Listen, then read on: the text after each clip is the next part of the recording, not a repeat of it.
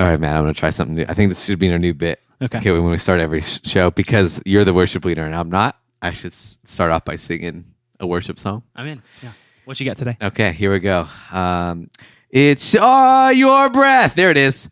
In our lungs. And we pour out our praise. Pour out our praise into something. Something. Dude, you should just have me sing on Wednesdays. Dude, you're already on. I'm on. Yes. The Planning Center invite is in your inbox as we speak. Snap. Guys, you're welcome. Welcome to the Other Student Ministry podcast. Justin Knowles / worship leaders here.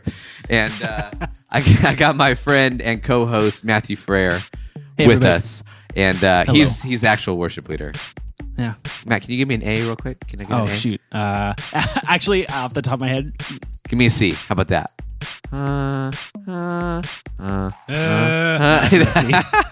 Anyways, I'm going to be leading worship next week. So, guys, it'll be on Vimeo. Don't worry about it. But welcome to the podcast. We're so excited to be here with y'all. Usually we have our friend Sean on the couch. Sean on the couch is not here today. But we got Daniel the intern on the sofa. Daniel on the sofa is what we're going to call him. So say, hey, Daniel. Hey, welcome to the podcast. So he's just hanging out, doing some stuff. But yeah, we got a really good show today. But first, Matt's got some things that we got to say. Yes. So here's the deal. On iTunes, Google Play, and YouTube, there's a little subscribe button. Go ahead and click that button. Subscribe. If you haven't already. Yeah. Subscribe to the podcast and then share the podcast if you like it, if you love it. If it's something that you're learning from, go ahead and share it with some friends, as well as we have started the hashtag #YMHacks, and we're doing that on Twitter right now, and we basically want you to use that to join in any conversations, to join in with any hacks that we might be missing, and to offer your wisdom as well, as we're all here to learn. Yeah, it's a conversation. This is not the Matt and Justin show, even though we have the mics and that we're doing stuff. But we want to add you on to things. So, like, be a part of it, encourage it. I put up some more stuff last night on that thing, just thoughts. So, add on to it, hashtag #YMHacks. Obviously. And then obviously too, since we're talking about obvious things, obviously, is if you want to like have some questions and write in some stuff, like we want to hear from you. So we'll answer questions whenever we get them at the top of the show. And what's the email, Matt? Do you know? The email is theotherstudentministrypodcast@gmail.com. Super long and awesome. Yeah. But once again, that's theotherstudentministrypodcast@gmail.com. But that's the only way we know how to do things. Hard and complicated. And so we're going to do that. And we'd love to answer some questions. And not that we know everything, but we just want to talk about it. Maybe you could add into the conversation using the hashtag #YMHacks. Hey. But hey, this episode, we're excited because we're going to be chatting through, how do you rebuild a new culture within your student ministry? Hacks on how to do that. And that my thought process on like why we should talk about this is I've chatted with a bunch of different student ministry pastors who either are walking into a brand new ministry or they don't like the culture that they're in. And so like they walked into a student ministry, they took it over, and they're like, man, the culture and all the things that are going around it, the atmosphere, the feels, the vibes, students' responses, all those things is not exactly where they want it to be. And then how do you begin the process and how to change that in a good and healthy way? One, to make you not feel like a tool because you're the guy coming in and changing everything. But two, like how do you allow the Holy Spirit to play into that? And like how do you begin to change the culture of your youth ministry? So, Matt, like, can I just ask you a question, just like right off the bat, like for you as like a worship leader, you know, when we say like culture, how do you define the culture of a student ministry, like in your terms? Well, I think it's a little bit like look and feel, but for worship, I would say it's like probably a little different.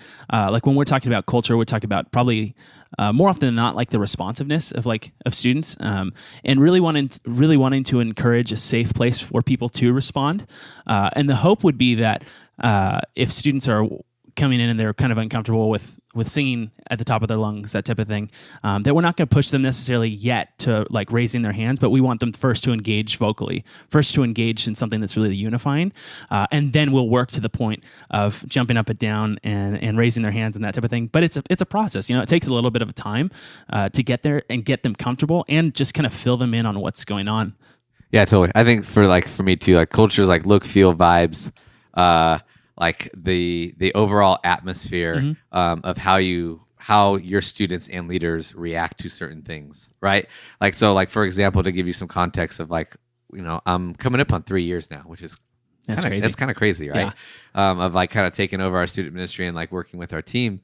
And I'll be honest with you, we could be real. Yeah. I hope we could be real on this podcast. It's a real space right here. It's a real space.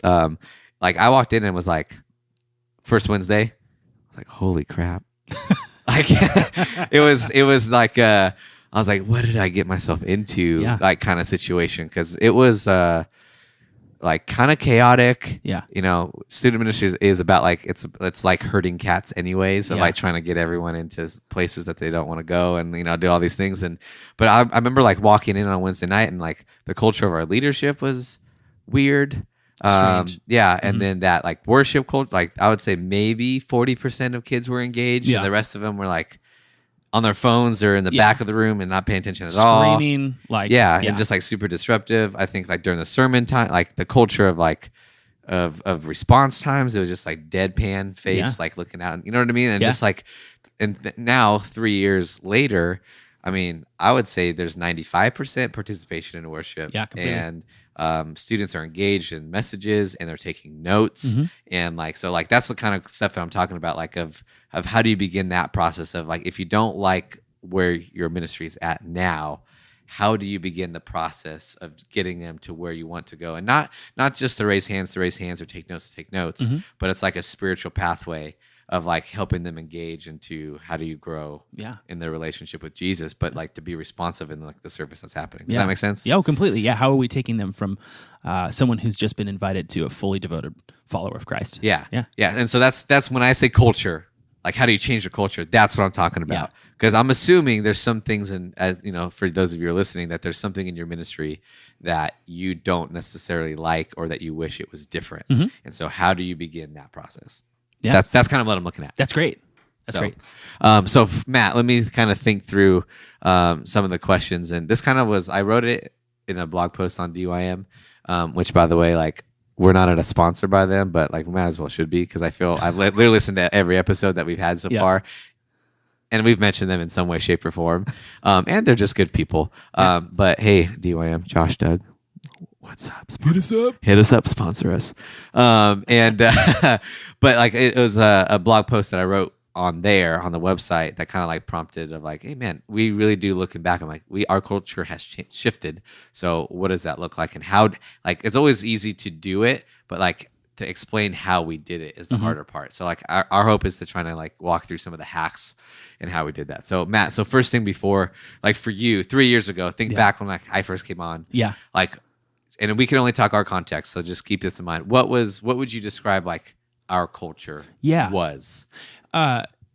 So there was, and this is actually, I think, is a really beautiful thing and something that's carried over and been matured in a really great way. There was a really healthy invite culture. So there were a lot of students on a Wednesday night who would come who have never been to church before, which was awesome. But in that, they've never been in the, like, I don't know, how would you say, like the quote unquote, they don't know how to church, if you will. I think that's the perfect, they don't know how to church. Yeah, they don't know how to church. So, and with that, so there was a really heavy invite culture on the students.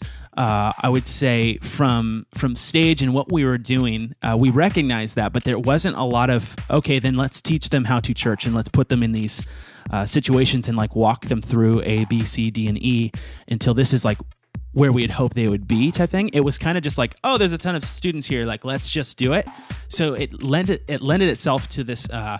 And I don't know if we can reference it without royalties, but I'll just say it like this, like Lord of the Flies situation, where it's like there's a kid in the corner being called Piggy, someone's with a conch shell, someone's desperately hoping that someone's coming to rescue them on a plane or something like that.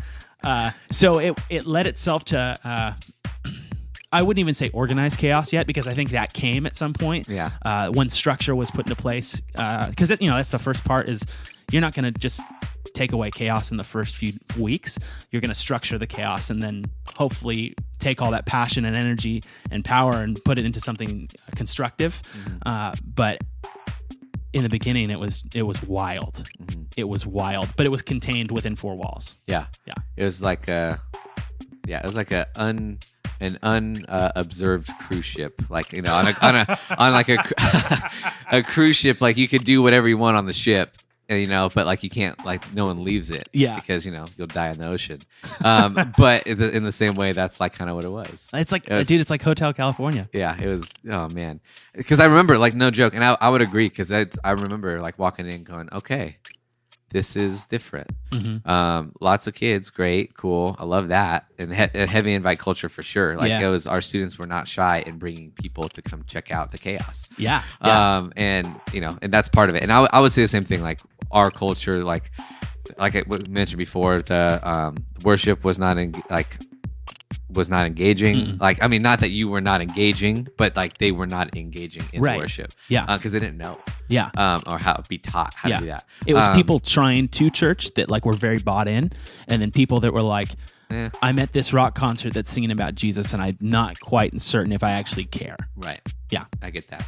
I think for me, like my biggest thing that was kind of like the biggest whoa was, at least from my perspective, and you might feel the same way, of like our leadership, like team was like, I honestly felt the only way I could best describe it is that they were glorified babysitters versus like leaders who were investing into students. And that's not a fault of their own. I just don't think that they were trained on what to do and how to engage new students like that were coming in. And so it was more so like, hey, that wasn't Matt. That's the guy who told me to shut up, like during the message, or like told me to took away my phone or whatever. And so like that was like kind of what we walked into, and not that it was like we were trying to. I'm probably making it sound way worse than it was. Like it was a church service, but it definitely like had potential to be more, and Jesus had a lot more to do with. Like he wanted more out of what we were giving the ministry, I feel. And so like we kind of were very intentional on like changing the culture to now, like, to give context. Well, first of all, first hack, it takes a long time. Like I think 3 years later, after we started implementing some of the things that we're going to talk about, 3 years later, we're just now beginning to see the fruits of what we started 3 years ago. And so like no, if you're like, trying to change something, like it's not an instant thing. No, like not at all. You need to be there for a long haul. Like the whole like 2 to 3 year youth pastor thing needs to kill. Like if you really want to be effective in like changing the culture into a ministry that is like really pumping out like Jesus followers, like who really understand and know, like it's going to take a lot of time and work and effort. And prayer. So here's that's kind of leads into the first thing of like, well, Matt, let me ask you one more thing before we dive into like, there's like 5 hacks really that I kind of want to talk about. And kind of walk through the process in which we did as a team. And it's like, what do you think like caused what the culture was? Because naturally, like what the result that we were getting was because of something else that was happening.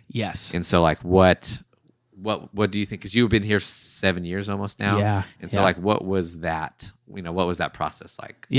So there were a few contributing factors, but I would say like the main thing is we were kind of put into a position where we like our leadership was gone. It was like removed from what we were doing. So it was a lot of just keep this thing afloat until we figure out what we're doing, which is just fine for like a few months. And this was, it might have been like a year, maybe 18 months of that. So if you can think of just keep the ship afloat type thing, but at some point you're going to hit a current, and the current's just going to continue to take you somewhere. And then if you don't have any direction, you're going to end up in Antarctica. You know what I mean? Which I think very much so is what happened. So it wasn't for, like lack of trying to maintain. But I would say that with that, like there was some, what the opposite of wisdom is folly, right? So Yeah. there was some folly in that train of thought because we kept doing certain things that were like just with a shorthanded team that didn't make sense for us to do, but it was like this keep the ship afloat mentality that really like lended itself to stretching us really thin. So we would just kind of take for granted that there were some church kids.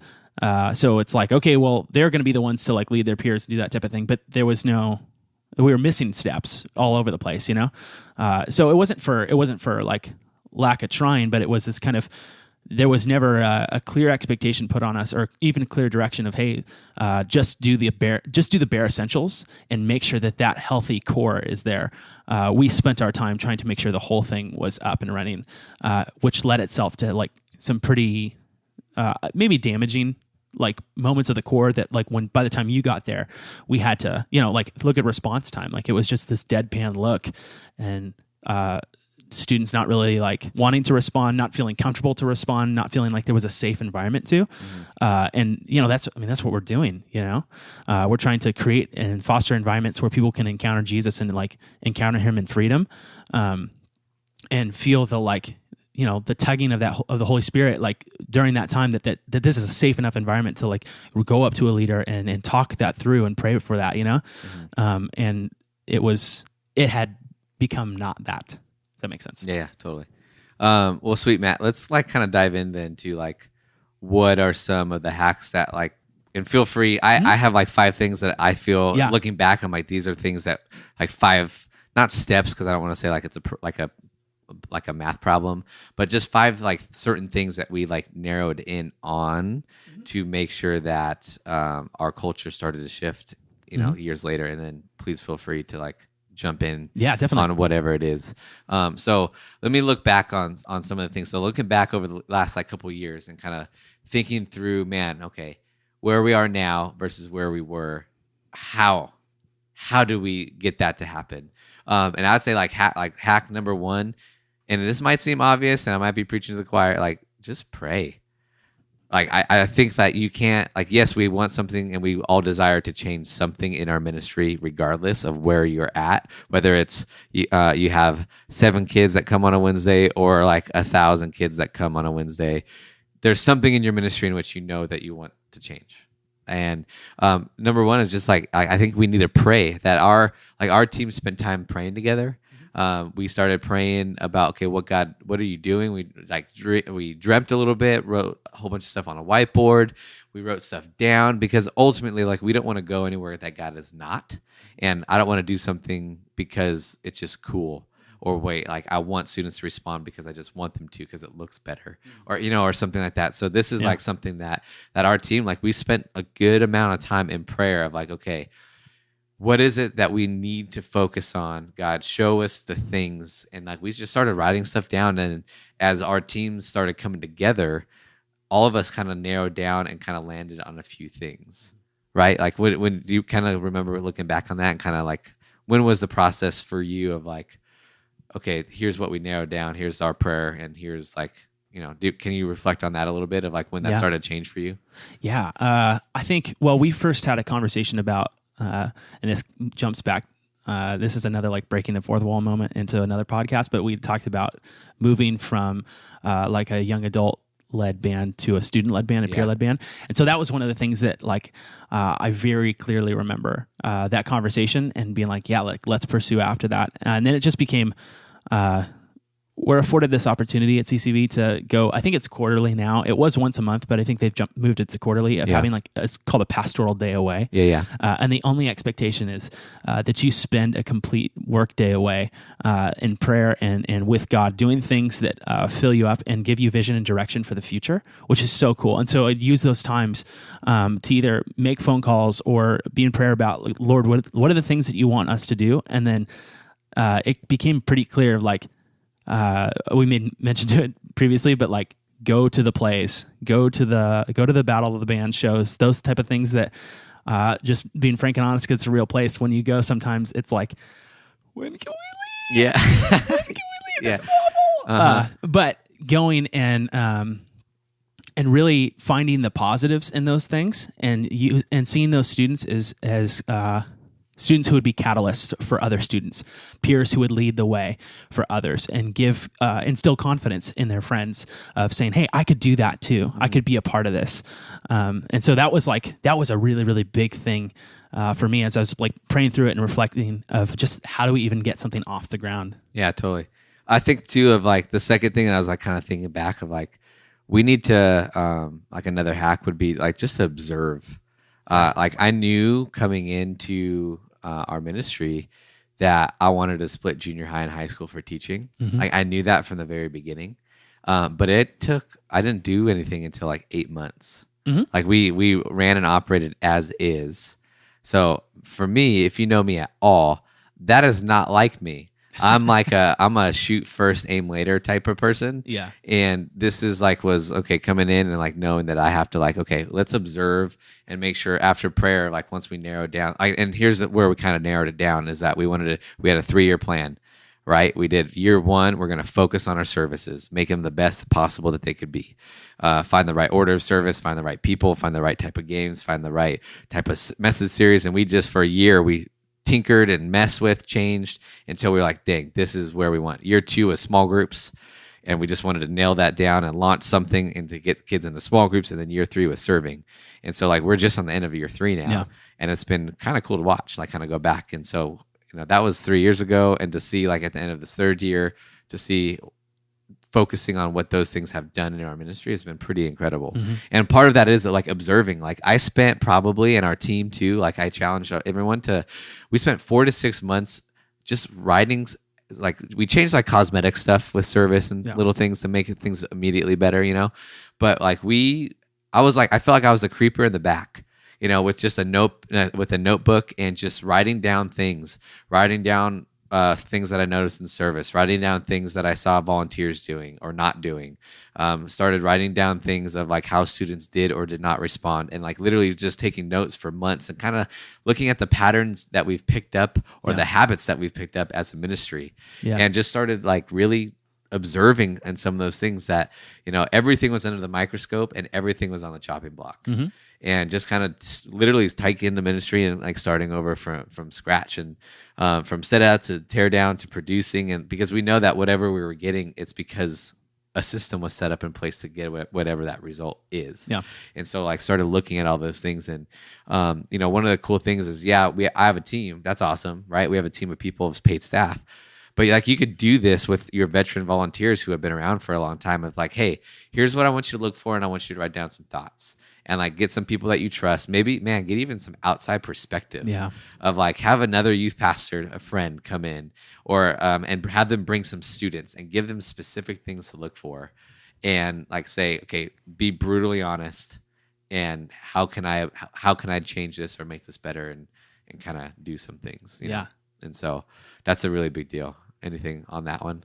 Yeah, I think that's a really good thing to continually do as you kind of are trucking along in ministry, because what worked for the previous time won't necessarily work for the next time. And if, for us, we've narrowed down, we want 3 things. When you walk in the doors on a Wednesday, you're going to encounter 3 things. Biblical teaching, you're going to encounter a worship experience of some sort, and then you're also going to have an element of fun, and that's really it. But those things can look completely different, and they should look completely different, to be honest. You don't want to be repeating the same things over and over, but those things will be there. Will be there, yeah. And so I think that's a really good practice to get into is maybe after a year, looking back and be like, hey man, what were those songs that really carried us through, and then taking a look at a few of them, just be like, but to be honest, if we do them another year, I'm going to rip my hair out. Yeah. So, and offboarding them, and that's okay. And you have them in your back pocket then at that point. If I have to do Oceans one more time. I feel like, so that is how I feel with that song. But I have reserved that will not be one. Every 7th grade girl, it's her favorite song. Every 7th grade girl. Yeah. They will come up undoubtedly and say, after every worship service, and be like, "Are you playing Oceans at the end? Are we going to miss it? Are you playing Oceans at the very end of service?" So that one will not be offboarded ever. Maybe one day. Dang you, Taya, whatever her name is, Smith. from Under oath. I was going to say under oath. That'd be rad. That'd be cool though. Okay. And like, so another thing, Matt, and this is something I would love to hear your thoughts on, and just like looking back to like, okay, we prayed through God. I think we feel like God showed us a couple things of like what we need to focus on. We observed all those things. And then I think this is a big one. Apply slowly. Yes. Like, the hack of apply slowly. This is not a Band-Aid mentality where like the quicker that you rip it, like the better, like it's not that case at all. I think there's like certain things that you could do. Yeah. Oh, completely. Like, yeah. But like if you're talking like a culture shift, yes, that is not going to be, you will find yourself in a lot of hot water, trouble, mad parents, mad volunteers, mad upper leadership. If you like were to kill something immediately, right? Like that's just something that's not a good thing. And I could say I've learned by mistakes, and thankfully I didn't do it here at this place because I've learned from my past. But yeah, at first, obviously the stuff that you could change right away is like cosmetic stuff, right? Everyone wants service to be better. Yeah. Everyone wants better games to be played. Yep. Everyone wants the band to be better. Everyone wants the atmosphere when you walk up on a service to feel like, like this is a good place to be. Everyone wants those things. So like, man, change away, do things to switch that up. But if we're talking about, okay, we're going to completely get rid of all adults and just say all adult leaders on the band, you're fired. Like you're done. Like you're going to put yourself in a bad spot. Or if you're thinking like a whole new volunteer process, like that's going to, or if you want your leaders to do different things or stop doing certain things, that's not going to be like an immediate thing. Like, so you got to apply very, very slowly. Like things that I think that we could change at first, like looking back that we did right away and it was no problem, was like changing, graphics, social media, sermon illustrations, song choice, band, games, like that kind of stuff. Yeah. Like we were able to do that immediately and it made our service better. Like right away, and it was very, very noticeable. But like changing the culture is not like that Band-Aid thing. Like you can't just rip it off, and that people are like innately like they resist change. Yeah. And so like to say like we were doing this and now doing this, that doesn't go over that well. It's like casting the vision and saying, okay, we were doing this and now we're doing this, and we're gonna by 6 months from now, we hope to see all of our leaders, blah, blah, blah. Or 6 months from now, our goal is to get all of our students to do this or go through this program or get into whatever that is. It's like it is a process for sure. So like, looking back at you and kind of just because the band and the culture and the, and like just the, basically the way I look at our roles is like, I take care of everything off stage and you take care of everything on stage that has to do with it. So like, applying, like how have you applied things slowly and what's that process been like for you? Yeah, I think that's great. The thing that strikes me the most with that is those changes can be easier done with relationship, but those relationships need to be nurtured. You need to like instill value and honor in those things. Hack, I guess. Are we on 2 or 3? It doesn't matter. Something like that. We just hack. This part circled.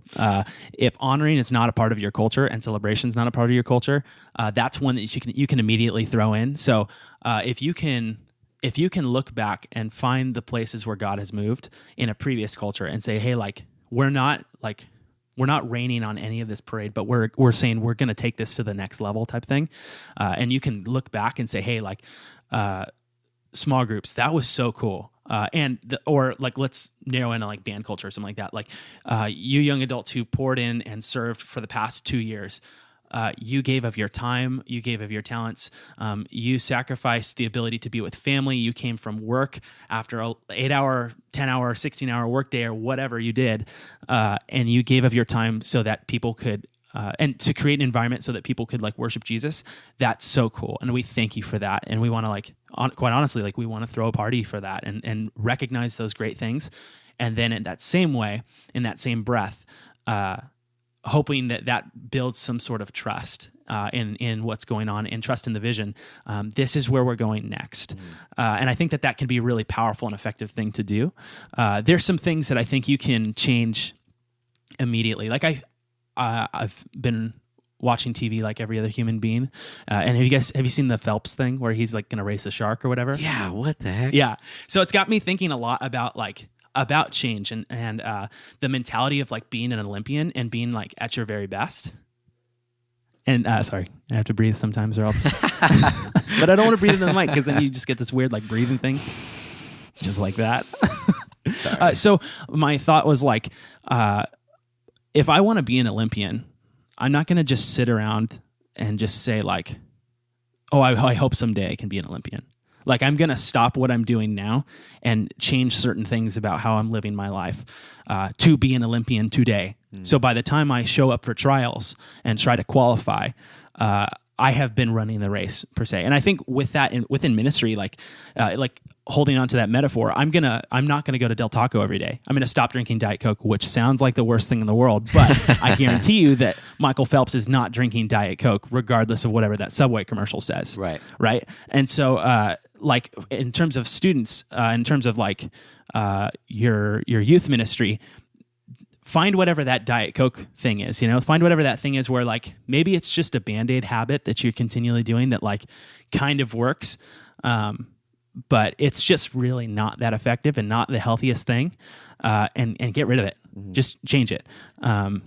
Just change it right off the bat. Say like, oh, I'm going to be an Olympian and we're going to do this, and we're aiming and we're making our practices to like reflect those things, and then those little baby steps will help you get towards the major culture shifts. Yeah, for sure. I love what you said about like honor. Like I think honoring and celebration will help make change smoother. Yes. Like for like taking the things that you have done and making people feel honored and celebrated for what because like you got volunteers that have been working on stuff for years.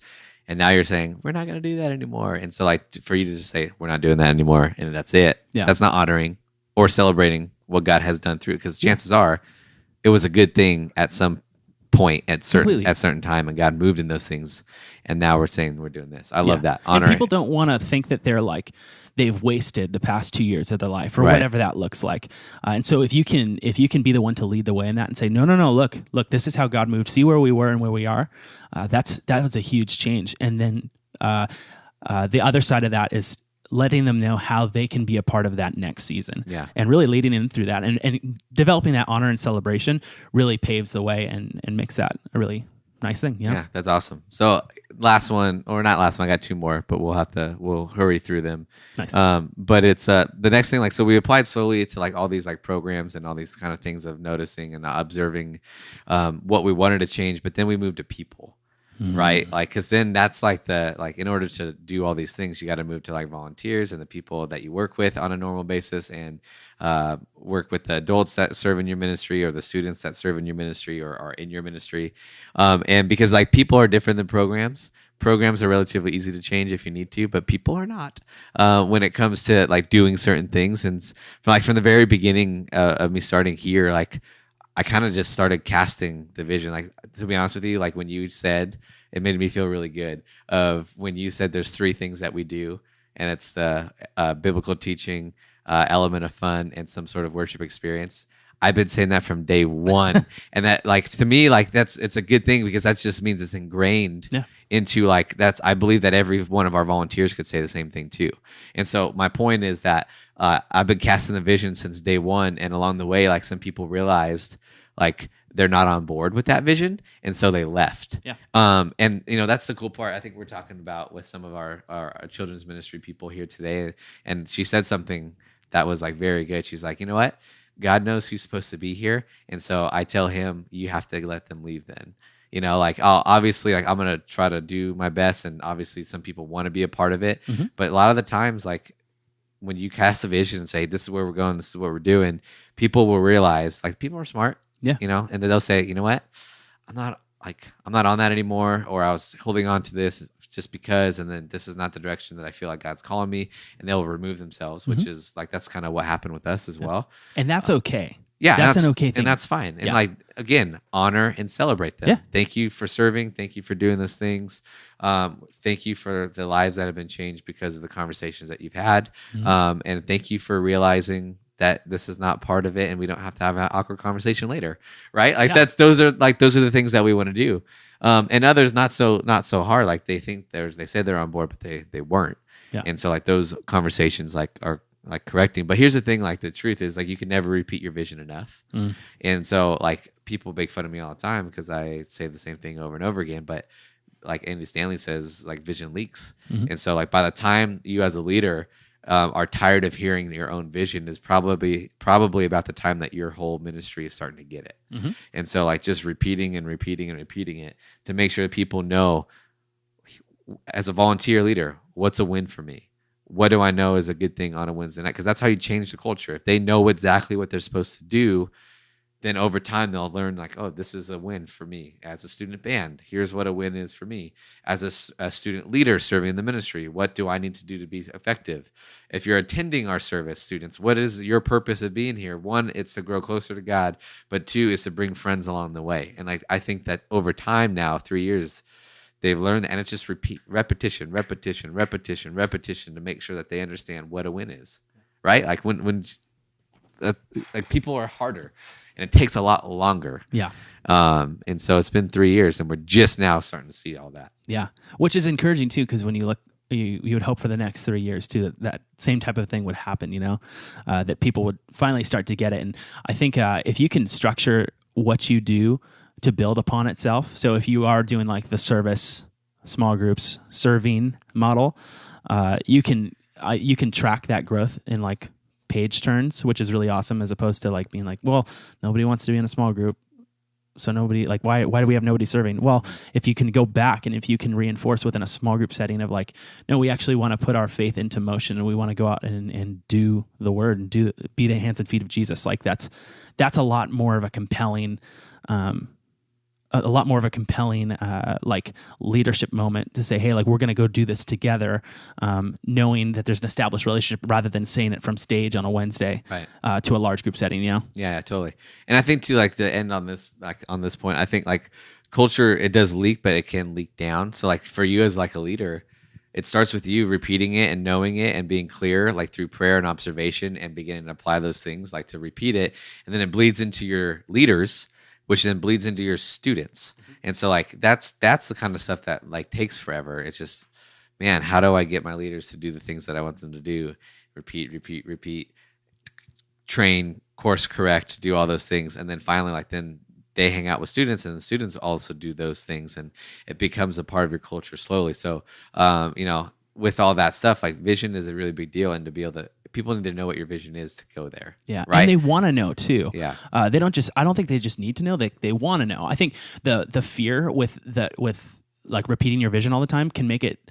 At least for me as a leader, I'm like, man, I feel like I'm making like drones. Like I feel like I'm equipping, like, what is it, the T whatever it is, the Terminator thing. I don't know. T-1000. T-1000. I feel like I'm making 1,000 Terminators, Yeah. When in reality, people like they want the leadership and the training because it helps their conversations with students that much more. Yeah. Like they don't feel awkward going up to a student saying, I don't know, what things do you like? They actually have some sort of like jumping off piece. They know their role. They know what they're trying to do. They know that, hey, at 7:20 on a Wednesday night, I need to be at the new student area, helping pass out info cards about this event that we're doing on next week, and people want that. They want that direction. Last but not least, I think like when it comes to like hacks and stuff like that, when it comes to changing the culture, is like last one is about relationships. Mm-hmm. It's a really big deal. Like now that we have like the leaders who have the vision and it bleeds into the things, like we know what success looks like. We release them upon students, and volunteers who understand the vision in the ministry and know what their successes look like are unstoppable in the name of Jesus. Mm. Like I feel like this crew, like we just got back from summer camp. Yeah.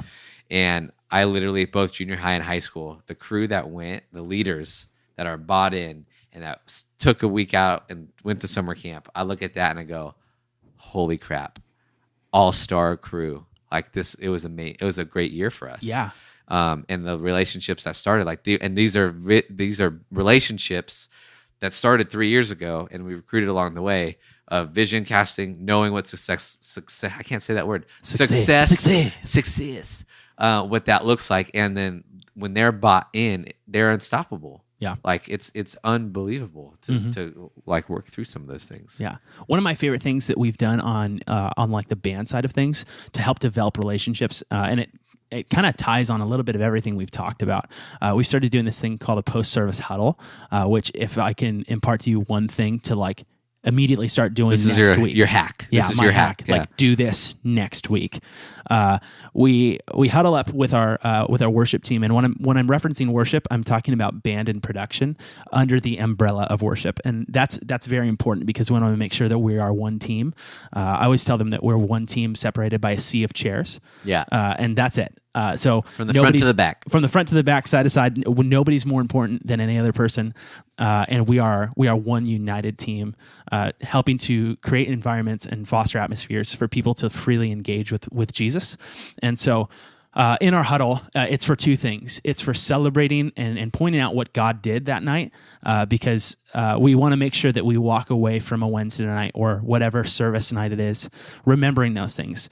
I always tell them that. I had a friend's mom who every night after youth group, when she would pick us up, she would ask us what we learned or what happened at church that night. And to be honest, if she didn't, I would walk away with I played hacky sack. There was some pizza. There were a couple cute girls, so I tried to sit next to them in service, and that was it. And that would be my takeaway from the night.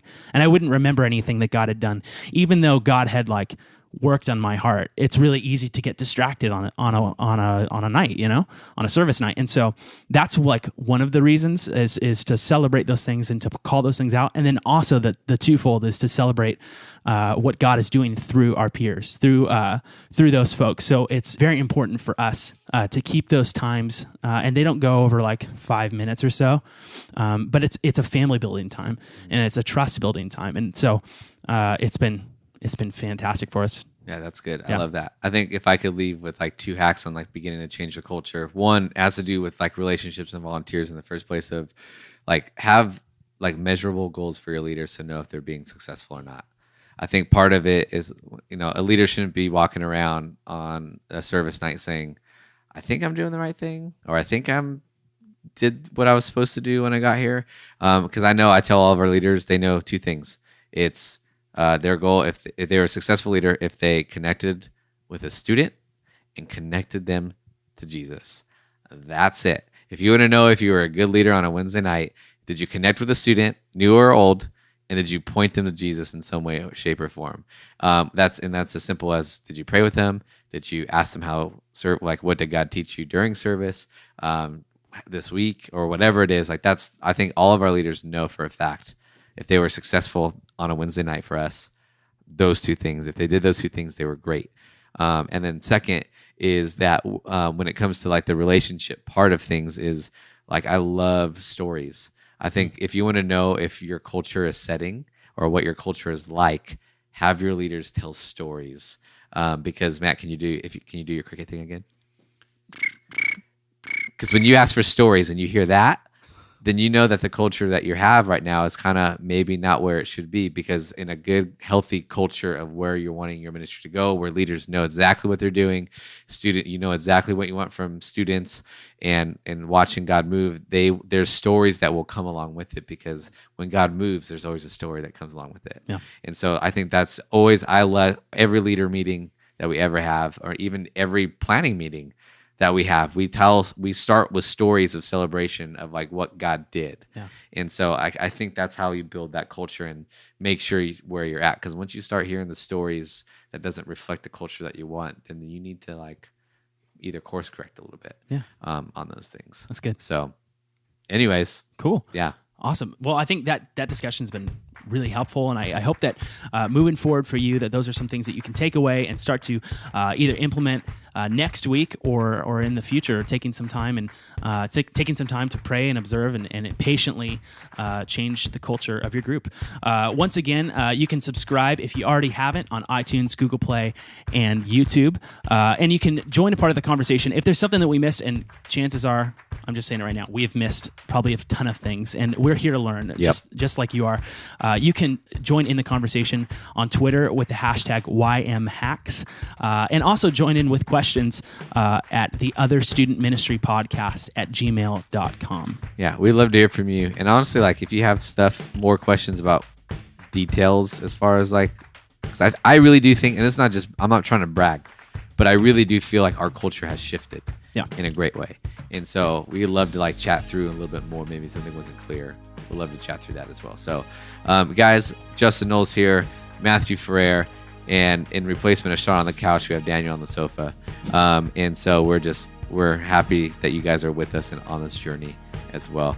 We will see you next time. See ya.